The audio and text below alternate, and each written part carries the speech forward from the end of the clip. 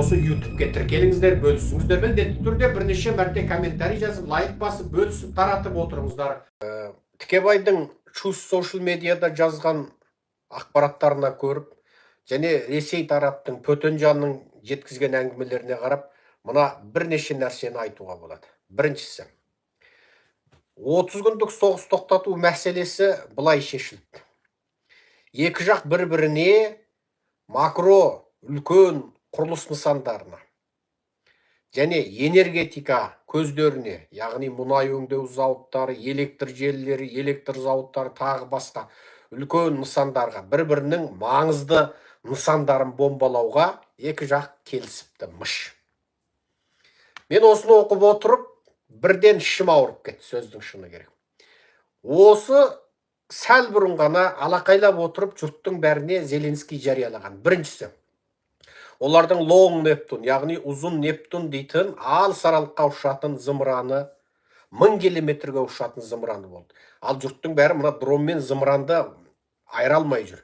Мен сіздерге айтайын, дрон деген көбелек. Дрон деген көбелек. Зымыран деген енді аспанда ұшып бара жатқан айдаһар деп білсеңіздер болады. Көбелек пен айдаһарды салыстыруға келмейді. Дронның құны арзан, тиынның қасында. Ең арзаны $500 дейін барады дроныңыз.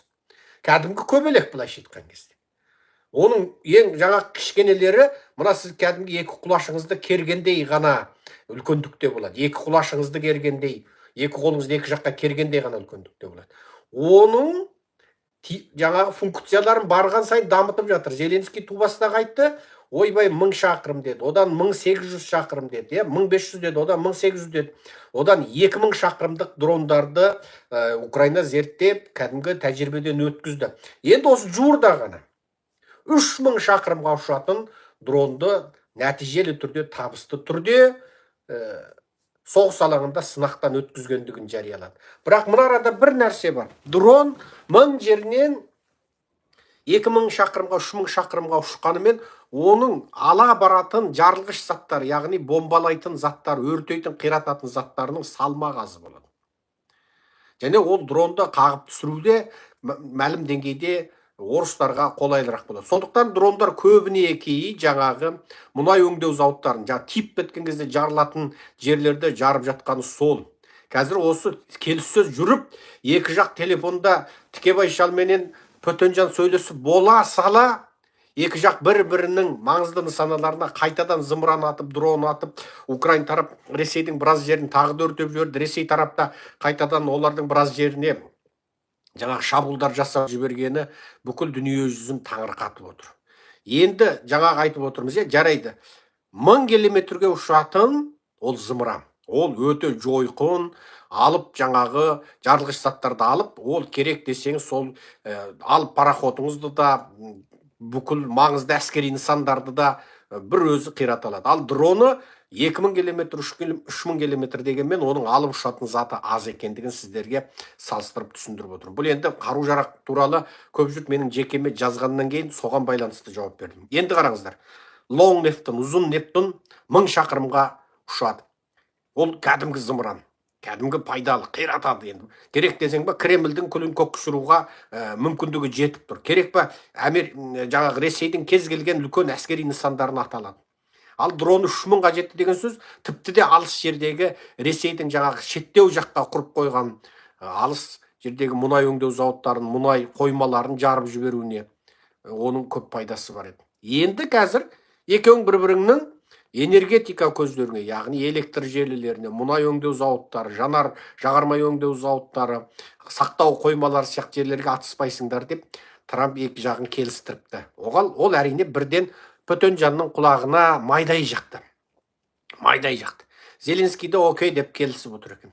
Енді демек, бұл келісімнің ар жағы Пөтенжанға тиімді болып тұр сөздің ішінде.